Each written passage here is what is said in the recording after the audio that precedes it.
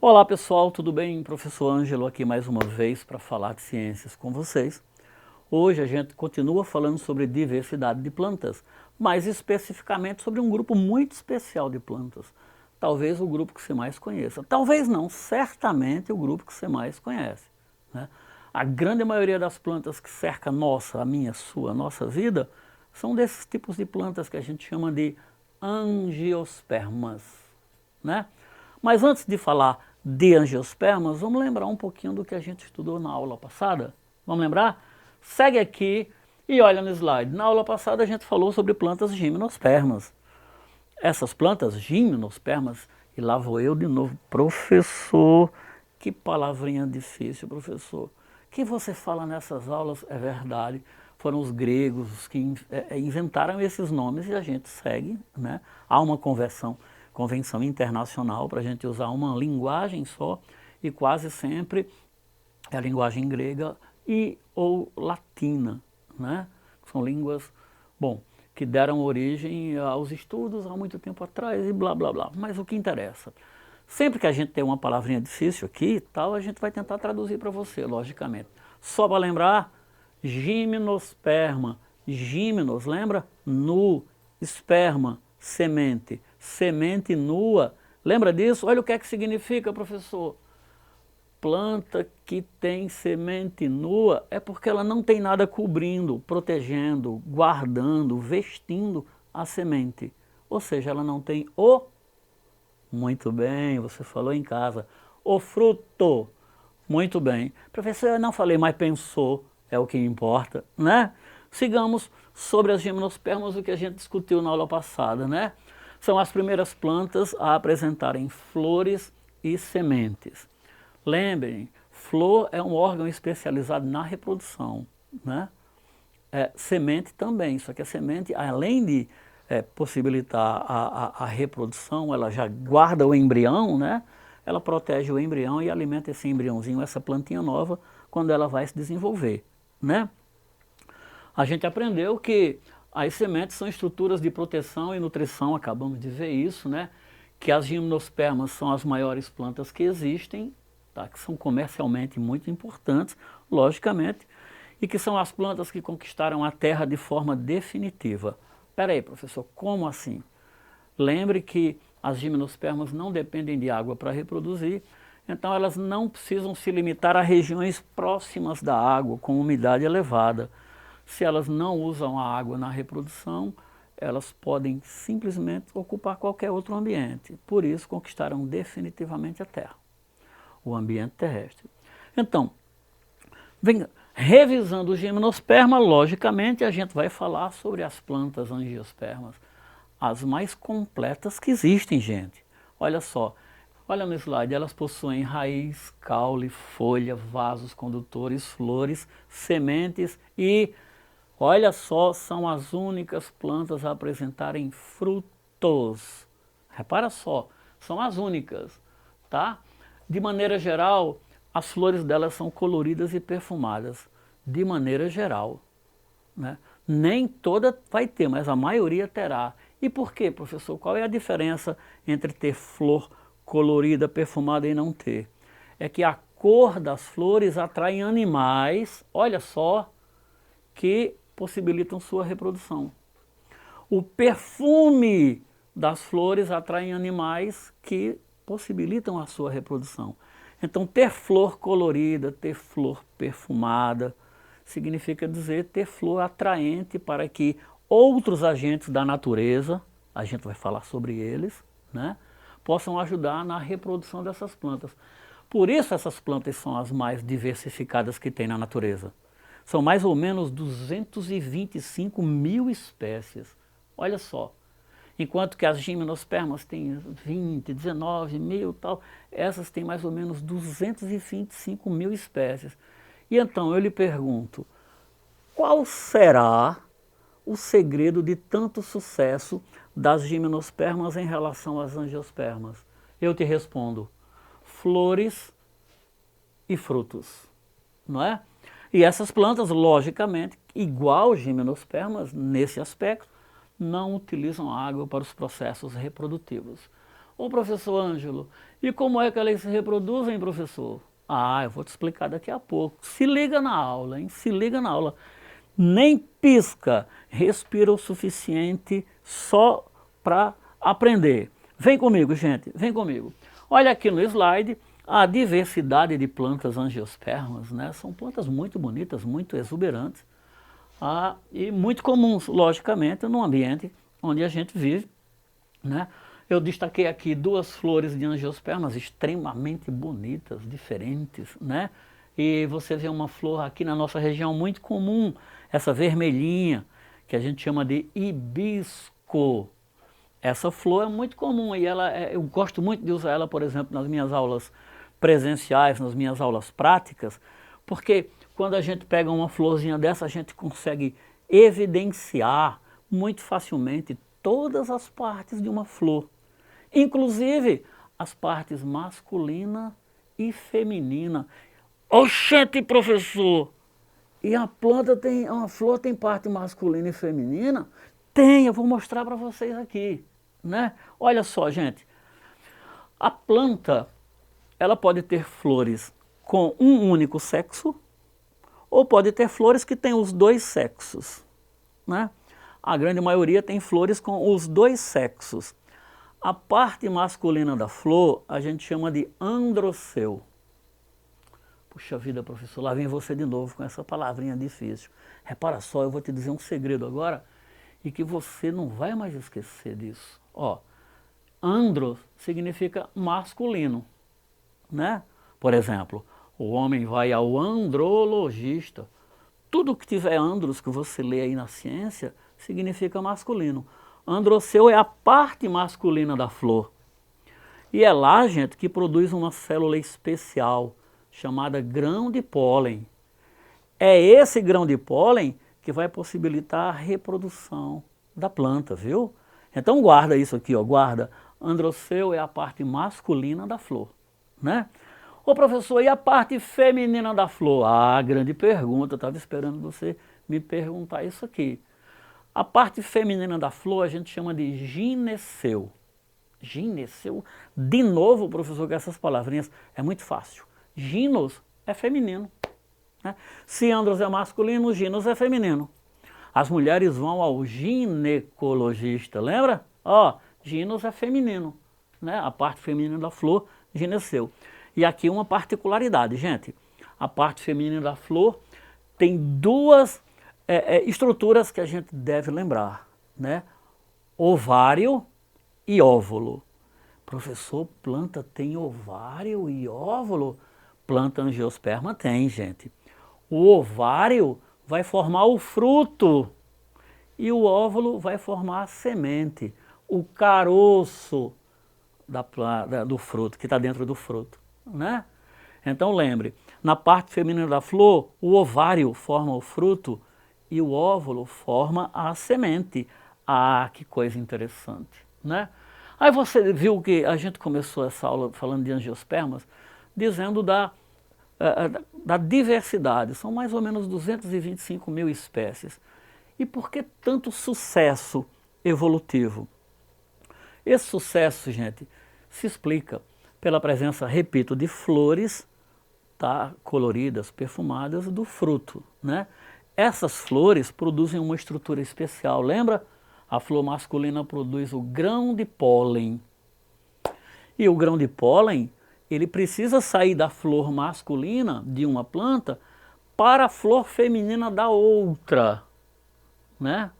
Porque se ele fecundar a própria planta, não vai haver uma coisa muito importante na ciência para nós, né? Que é a variação genética. Então as plantas, elas procuram reproduzir com outras plantas e não entre si. É claro que outras plantas da mesma espécie, gente, né? E então, tem aí um grande problema. Como é que o grão de pólen sai de uma planta e chega na outra? Esse processo é chamado polinização. Repito, polinização é o transporte do grão de pólen de uma planta, do androceu de uma planta, até o gineceu da outra. E pode ser feito por diversos agentes. Eu destaquei aqui na nossa aula os dois mais conhecidos, os dois principais, tá? Mas olha só, antes de falar dos dois principais, eu posso dizer, ó, que os morcegos podem fazer, que a água pode fazer, que o vento pode fazer o transporte do grão de pólen. Mas na natureza, os mais frequentes e importantes, se a gente pudesse estabelecer uma escala de importância, são dois. A entomofilia, lá vem você, professor, de novo. Mas, Ângelo, entomofilia significa o quê? Vou te dizer, entomo significa inseto, filia, amigo. Ó, entomofilia, amigo dos insetos. É quando o inseto carrega o grão de pólen de uma planta para outra. Então, ó, entomofilia é a polinização feita por insetos. Legal, não é não? Assim fica bem mais fácil, não fica não?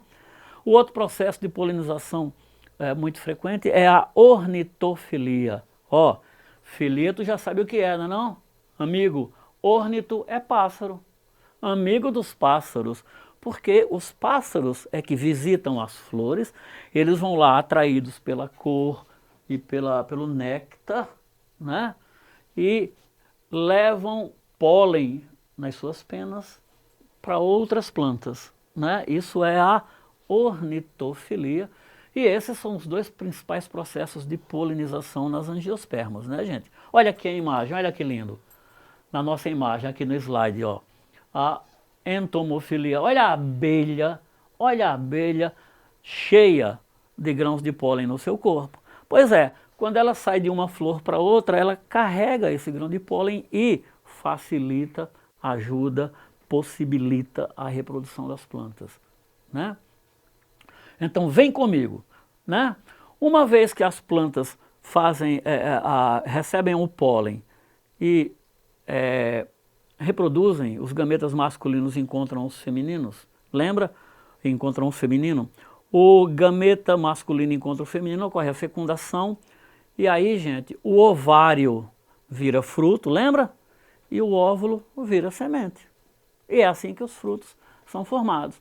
Esses frutos caem no chão ou são atraentes, outros animais podem carregá-lo. O fato é que eles são espalhados, germinam e originam novas plantas, né? Então, o fruto é a principal característica de uma planta angiosperma. E a gente pode classificar o fruto. Lembre, fruto é o ovário da flor feminina que desenvolveu, enquanto que óvulo é a semente depois da fecundação.